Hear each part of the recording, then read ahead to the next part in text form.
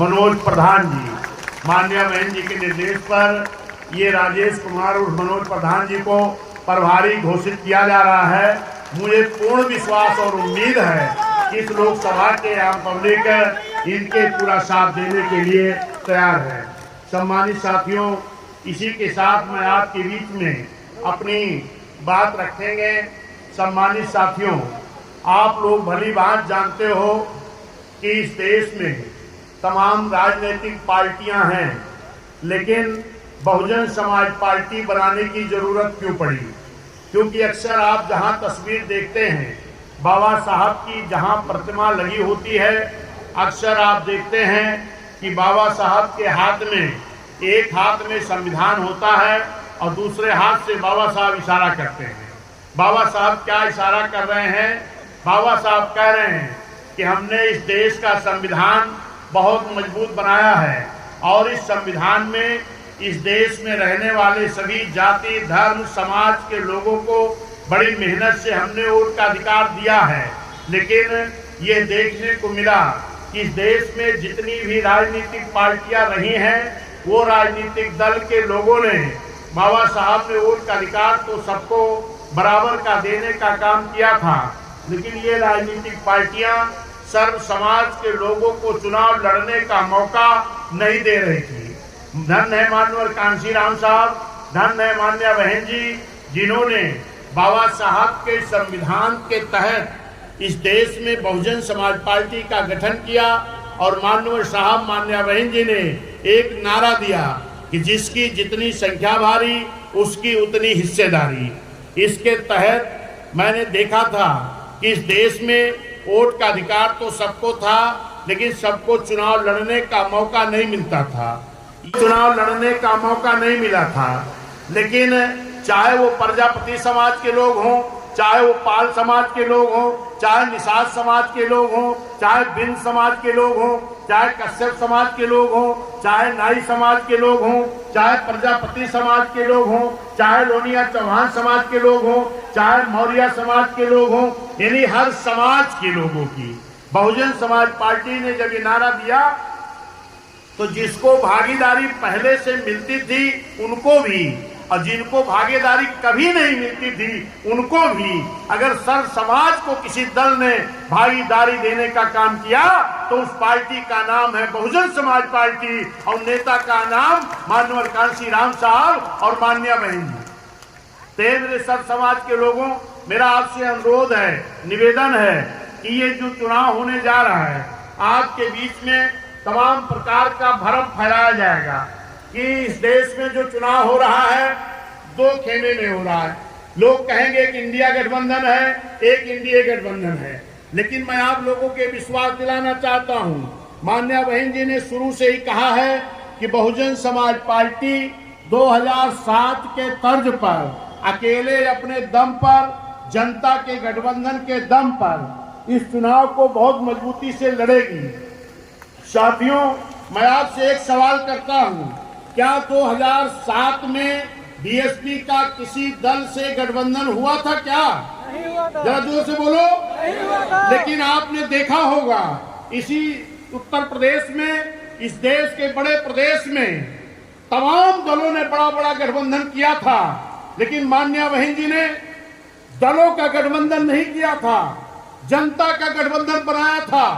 चाहे वो मुस्लिम समाज के लोग हों, चाहे पिछड़े समाज के लोग हों, चाहे पिछड़े समाज के लोग हों, चाहे SC ST समाज के लोग हों और चाहे न्याय पसंद ब्राह्मण क्षत्रिय वैश्य समाज के लोग हों, इनका एक मजबूत गठबंधन बना था और इस गठबंधन के बल पर इस देश के बड़े प्रदेश उत्तर प्रदेश में माननीय बहन जी पूर्ण बहुमत से मुख्यमंत्री बनी थी कि नहीं?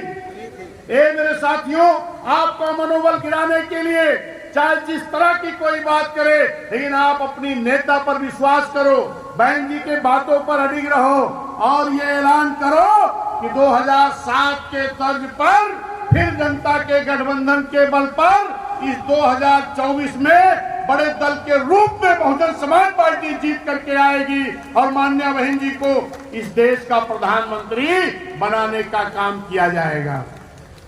मेरे सम्मानित साथियों, जब 2007 में आपकी सरकार बनी थी तो आपने देखा था कि माननीय बहन जी ने सर्व समाज का विकास करने का काम किया था।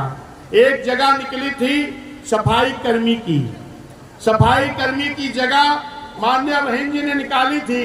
इसके पहले ये जगह नहीं थी, ये पहली बार माननीय बहन जी ने ये जगह क्यों निकाली, जरा इस पे विचार करिए।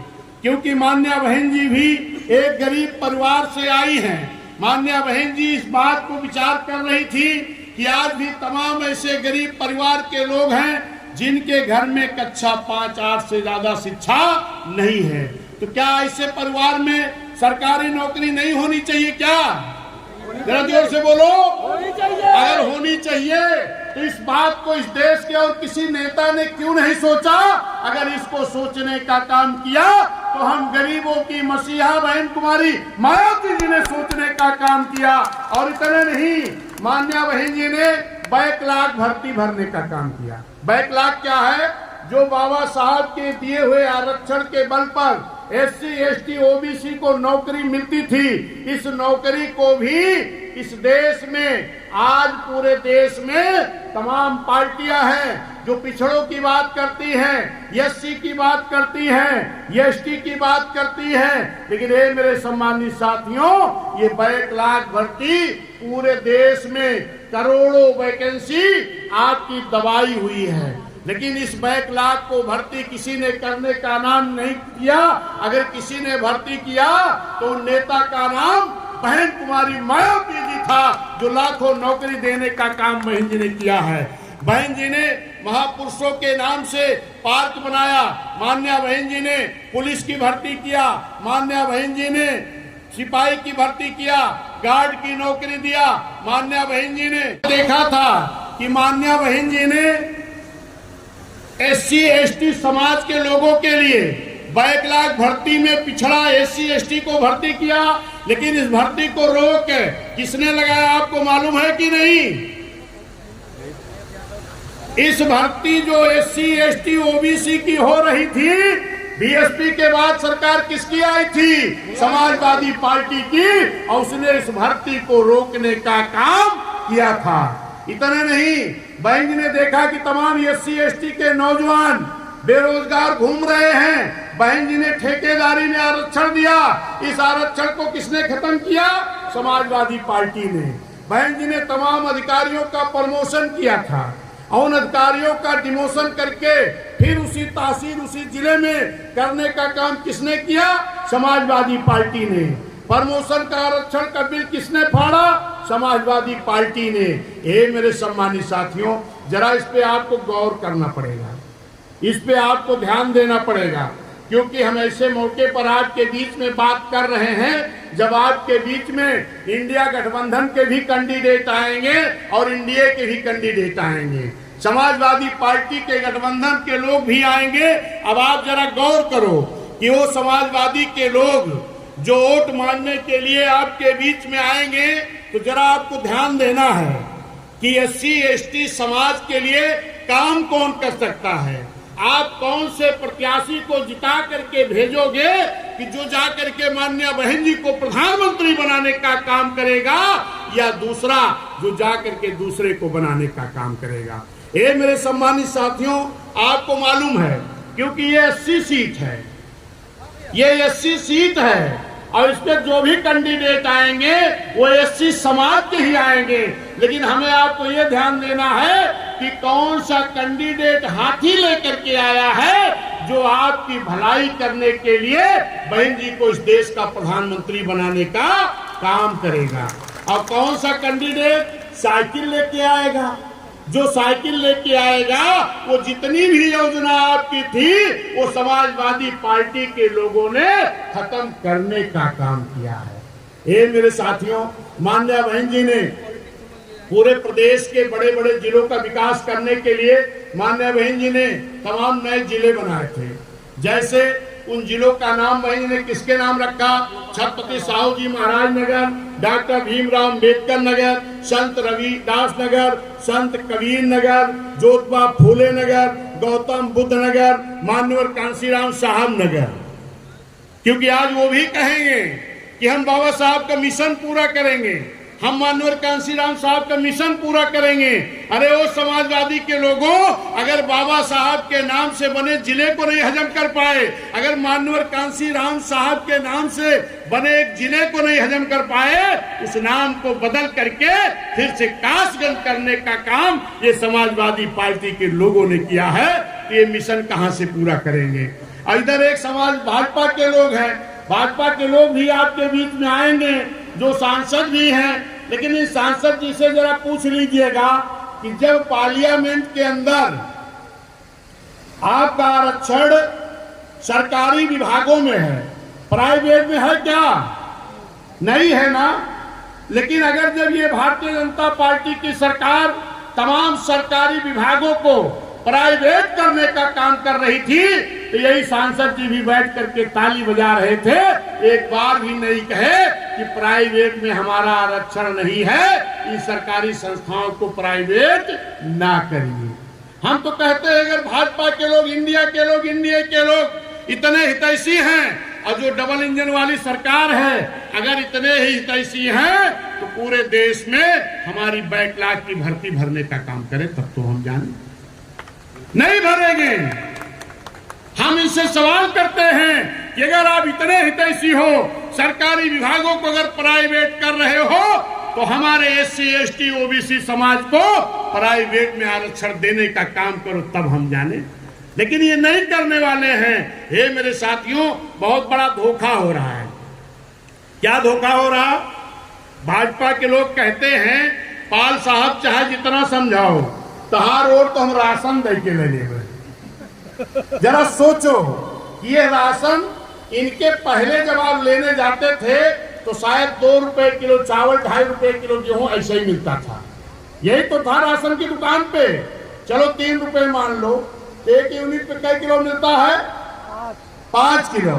अगर 3 रुपए के दाम से ही जोड़ो तो 5 किलो का दाम कितना हो गया?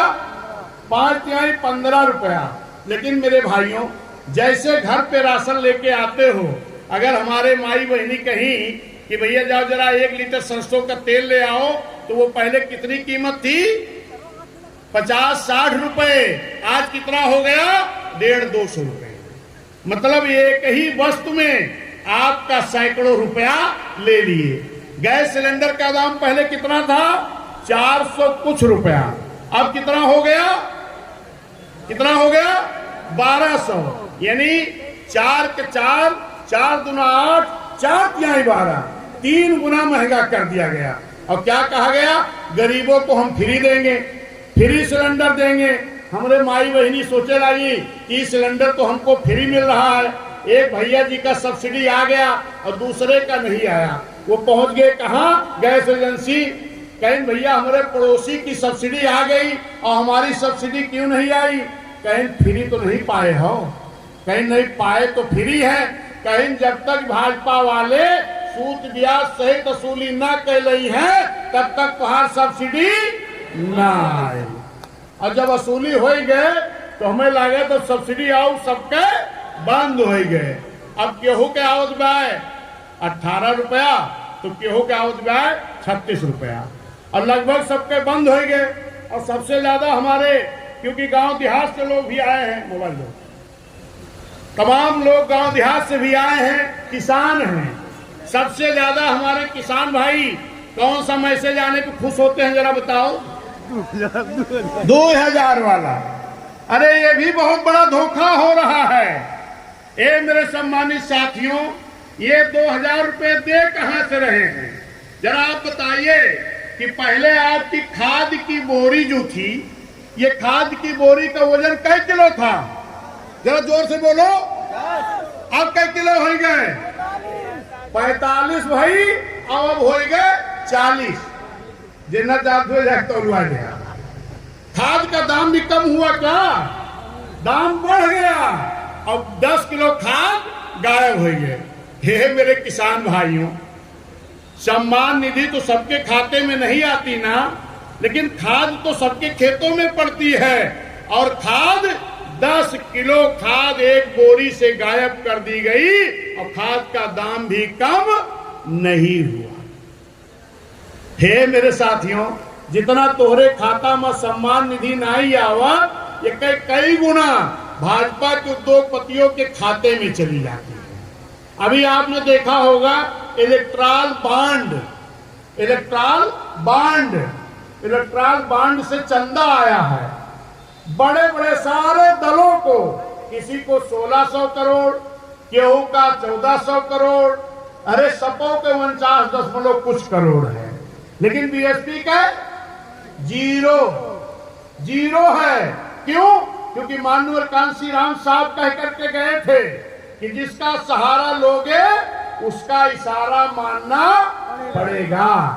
आज इस देश के जितने राजनीतिक दल हैं, ये अगर बड़े बड़े धन्ना सेठों से, बड़े बड़े उद्योगपतियों से अगर ये इलेक्ट्रल बांड के जरिए पैसा उठाए हैं, तो निश्चित है कि जनता का काम इनके बस का करने का नहीं है। अगर सब समाज का कोई विकास कर सकता, कोई काम कर सकता है, तो एक ही पार्टी है बहुजन समाज पार्टी, और एक ही नेता है बहन कुमारी मायावती जी।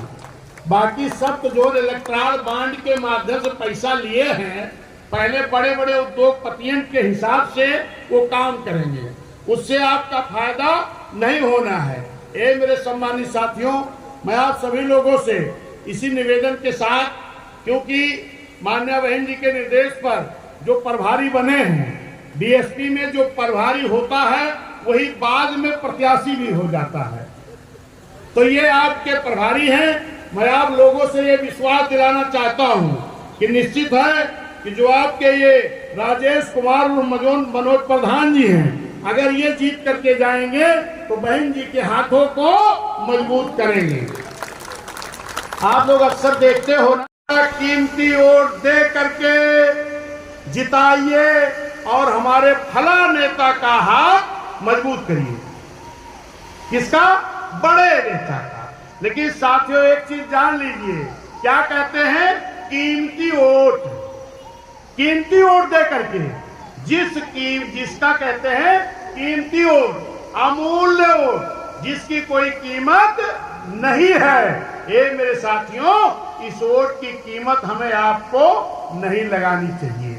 लेकिन जो विपक्षी लोग हैं, जब ये कहते हैं कीमती वोट हमें दे दो, हमारे प्रत्याशी को जिताओ और हमारे बड़े नेता का हाथ मजबूत करो, निश्चित जान लो अगर गलत जगह वोट पड़ गया और दूसरे दलों के नेताओं का हाथ आपने मजबूत किया, तो निश्चित जान ला कि हमें आपका अपन पीठ मजबूत करे का पड़ जाएगा। लेकिन अगर भाई हमारे राजेश कुमार उर्फ मनोज जी को जिता करके भेजोगे, तो किसका हाथ मजबूत होगा? बहन जी का। जौने दिन इनको जिता के भेजेंगे, बहन जी का हाथ मजबूत हो जाएगा, तब आप विपक्षियों से भी कह सकते हो कि राजेश जी जीत गए हैं, बहन जी का हाथ मजबूत हो गया है, अब आप अपनी पीठ मजबूत करो।